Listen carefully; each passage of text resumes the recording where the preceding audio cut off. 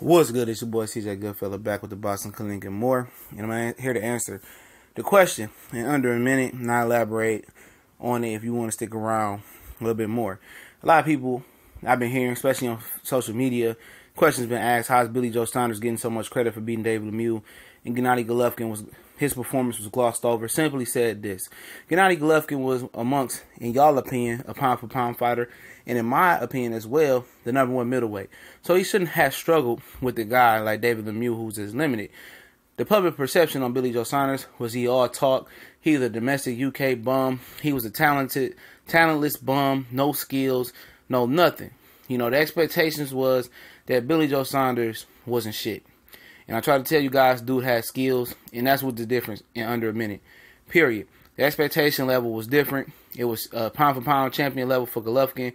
It was domestic level, UK bum level for Billy Joe Saunders, and that's what it really was. You know, we expected Golovkin, people that was logically, you know, capable of thinking clearly, expected Golovkin to beat him. Most people thought David Lemieux had a puncher's chance, which everybody does, especially when you possess power in both hands like David Lemieux. I think I said Jacobs, I meant David Lemieux. But the difference was, if you watch some of Golovkin's fight, he can be a safety first fighter and still be, you know, very, very exciting. What I mean like that, he can stick behind that jab and be good. He showed Curtis Stevens, another guy who had firecrackers in both hands. He can be very patient. He can use the jab. He can control distance and be calculated and can box some.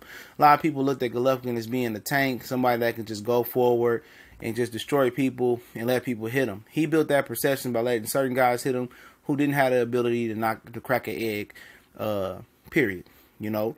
And a lot of y'all bought into that, but when he fights guys that's vicious and who actually can punch and knock him out legitimately, he fights safety first, and that was the story with Canelo and Danny Jacobs as well. He didn't go balls to the wall on either one of them, you know, like he did with Kell Brook after a while when Brook was piecing him up. You know, he didn't do that. You know, with those two guys, he couldn't do it because he knew those guys can punch.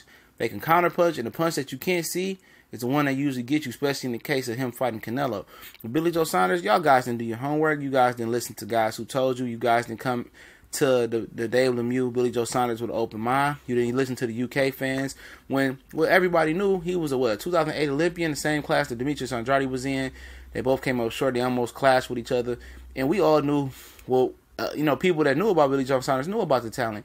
You guys didn't really probably pay attention to watch the Ebanks Jr. fight. Y'all made excuses about it. Y'all didn't give him credit for the Andy Lee fight. Y'all didn't give him credit for other fights. You guys honed in on the fights that he had problems with, as far as the one back in 2016 versus the Frenchman, the one with Willie Monroe.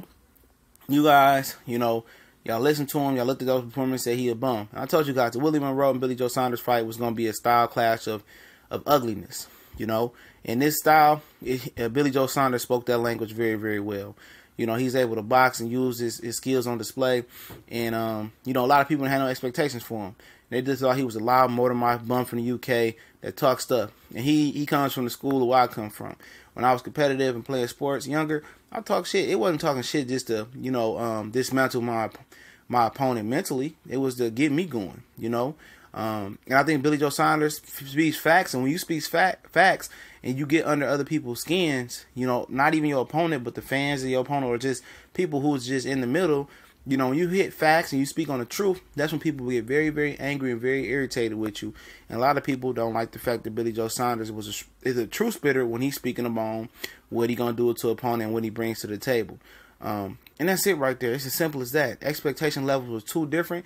A lot of people in America don't like to approach guys that's from foreign countries, or, you know, that's lower level, with an open mind. You know, that's facts. A lot of these, this guy from the UK, oh, he must be a bum. This guy from Europe, oh, he can't go backwards, go side to side. And they look at Vasily Lomachenko and they like, oh man, I didn't know a guy from Europe can fight like that. You know, and now the world is starting to evolve. Now you got Cuban coaches going over to Russia. You got Floyd going over to Russia helping their amateur program. You have different programs, which other countries are starting to catch up and knowing they want to build a pro style now. Some of them, the guys have ambitions to be pros, to be world champion, make millions and millions of dollars, and step outside their country and chase their dream to be a professional boxer and be a star in America.